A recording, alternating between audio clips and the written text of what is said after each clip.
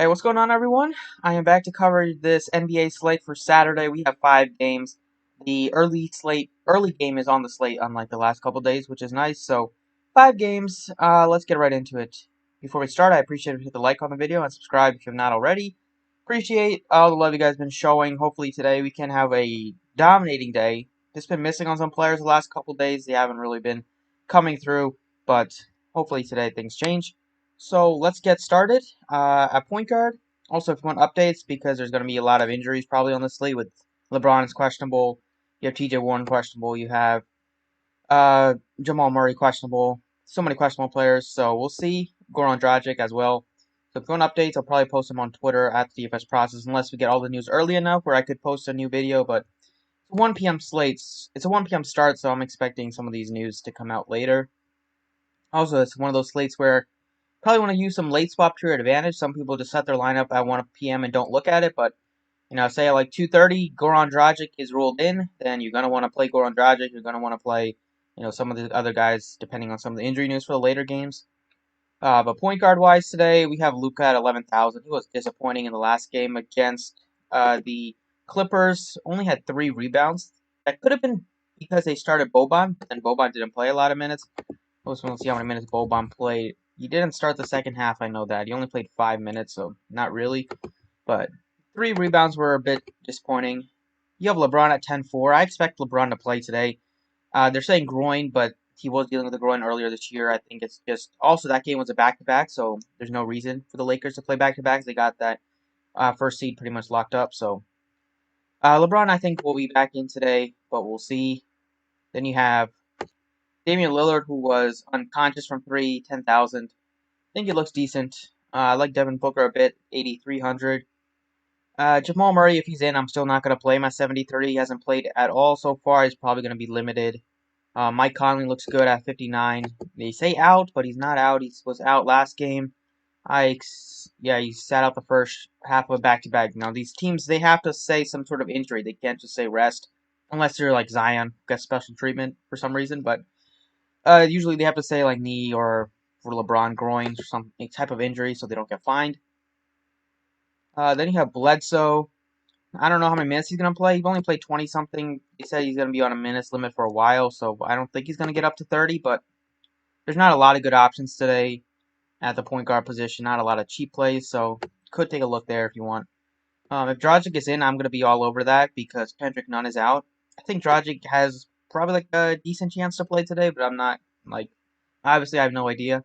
But Kendrick Nunn has left the team, left the bubble for some personal reason. So if Dragic is in, he should start at point guard, and he has been playing good off the bench. If he starts at point guard, he should see over 30+ minutes pretty easily. And it's a good matchup against Phoenix. This game can have the ability to go off. Dragic also was on Phoenix for a few years, for I think quite some time a while ago, so some revenge on his mind maybe. But Dragic, 5,100, assuming he's in, obviously. If he's out, then I'll probably go up to like somebody else, maybe Conley. Looks good, but I like Dragic right now at 5,100. At shooting guard, we have Devin Booker, 8,300. I like that a decent amount. Victor Oladipo would be a really nice play if TJ Warren happens to miss or Miles Turner happens to miss, especially TJ Warren. Miles Turner won't have too much of an impact, but if TJ Warren is out, Oladipo will become the #1 option to score on offense. Then we have Joe Ingles, not really interested at 56. Gary Trent's been playing amazing off the bench. He's been playing like more than some of the starters. 36, 35, 34 minutes. He's been shooting unbelievably well. Price tag is still below 5,000. This slate has like no value right now. That can obviously change with all these questionable tags, but right now I think Gary Trent looks like a good value play just because there's like nobody else that jumps off. Seth Curry is in. I think you could definitely look his way. He should probably see good minutes. Hopefully, he only missed 2 games, so I'm not expecting him to be limited. And at 4,500, if he gets hot shooting, he could easily have a 30+ point game. So I'd have some interest in Seth Curry. And that's pretty much it. There's like nobody that really jumps off. So I'm just going to skip this position for now. Small forward. If you want to go up to LUKA, you can. You can go up to Kawhi Leonard if you want at 88 against Portland. That game should be pretty high scoring. Michael Porter is going to be dependent on some of the Jamal Murray news, maybe. And also, Paul Millsap sat out the last game. So, he's just been unbelievably good shooting. Like, over 55% in shooting from three the last 3 games. Been making over 55% of his shots. Getting all the rebounds. Taking all the rebounds away from Jokic. He's a good play. But I want to just make sure that, like, if he's going to get so much ownership, we know that one of these days he's probably going to have a bad shooting game. But you could definitely go his way if you want. And then I think you could look at, like, mentioned Victor Oladipo at 57, Cam Johnson. Of course I got off of him after I was on him the other day, on Fanduel especially. Played 36 minutes. He's probably going to play a similar amount. I think he looks fine. And then I have Gary Trent at 4,800. I like him just because his slate doesn't have a lot of value right now, and he's been playing a lot of minutes off the bench, and they could even close with him if they decide to not close with Zach Collins, which is definitely possible in this type of matchup. The Clippers, they don't play 2 7-footers like no team really does except for the Blazers this year. Small forward, we have LUKA Doncic at 11,000. Go to power forward. Power forward, we have Giannis at 10,800. Played about 30 minutes, probably where he's going to be. That game also was kind of over. The Bucks made a big second half for them after they were trailing by double digits in the first half. He also was in some foul trouble. I think he looks like he's probably going to get you like 32, 33 minutes, but we're not going to see 36, 37, 38 minutes out of Giannis. Nurkic, I like him a lot at 8,900 just because Hassan Whiteside is doubtful today, so we could see maybe Nurkic push for like 34, 35 minutes today at a sub $9,000 price tag. He just has a lot of upside.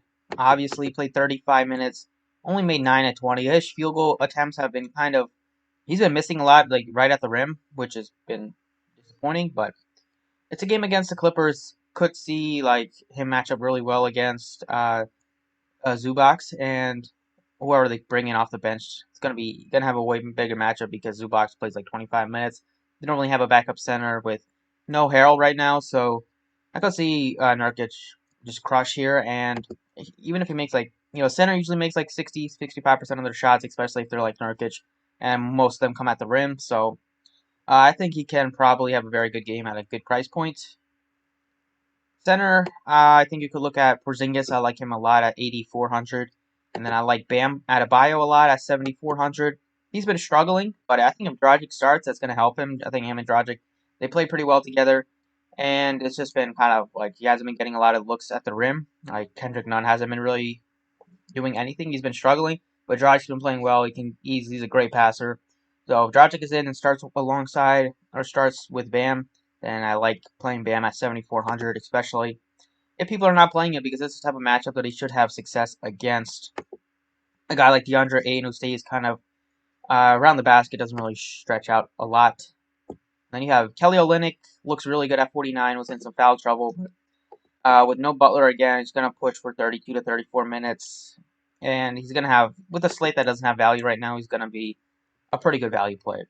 Right now, I like Chris Caps 8,400. He's been playing great, playing huge minutes. Earlier the year, he was not playing that many minutes, like 31 minutes averaging.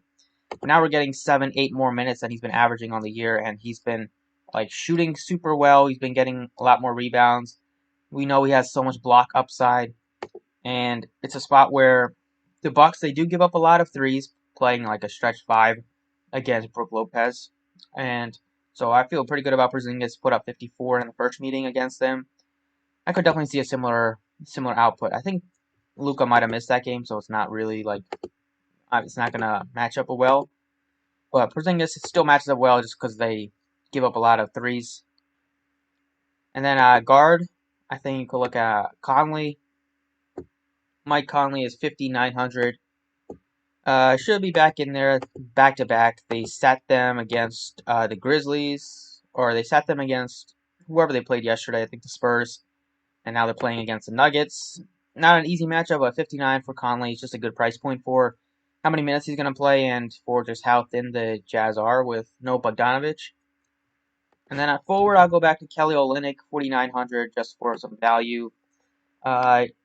He's been playing a lot of minutes. Spoelstra seems to like him. That can change in 1 second with Spoelstra, but especially without Butler, they're going to need at least somebody that can shoot, and OLYNYK can at least shoot the three, and it's not a terrible spot against Phoenix. So I think these six look pretty good. I think you got big time upside out of NURKIC and PORZINGIS today. Got some good value plays. So that's all for now. We'll go over to Fanduel and see how their pricing shapes out.